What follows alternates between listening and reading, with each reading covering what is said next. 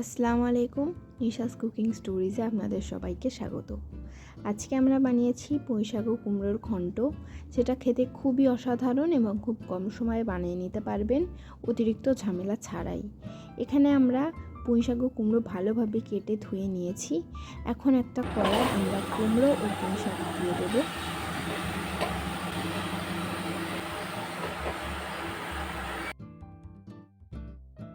এখন আমরা দিয়ে দেব পেঁয়াজ কুচি, হলুদ গুঁড়ো, স্বাদ মতো লবণ ও বাটা মশলা। বাটা মশলায় আছে আদা, রসুন, কাঁচা লঙ্কা ও জিরে। এখন এটিকে এইভাবেই ঢাকনা দিয়ে আমরা 5 থেকে 7 মিনিটের জন্য রেখে দেব। 5 মিনিট হয়ে গেছে, দেখতেই পাচ্ছেন পুঁইশাক থেকে পানি ছেড়ে দিয়েছে। এই পর্যায়ে আমরা মশলাগুলোকে ভালোভাবে কুমড়ো ও পুঁইশাকের সঙ্গে মাখিয়ে নেব।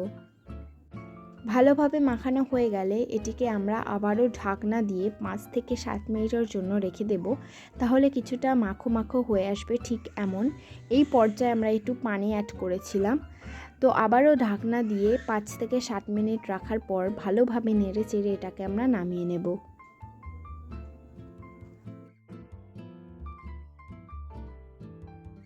এখন একটা কড়াই পরিমাণ মতো সাদা তেল, এবং এই তেলে আমরা ফোড়নে দিচ্ছি শুকনো লঙ্কা, সাথে 5 ফোড়নও দিয়েছিলাম। সেটা কোনো টেকনিক্যাল ইস্যুর কারণে আমরা দেখাতে পারিনি।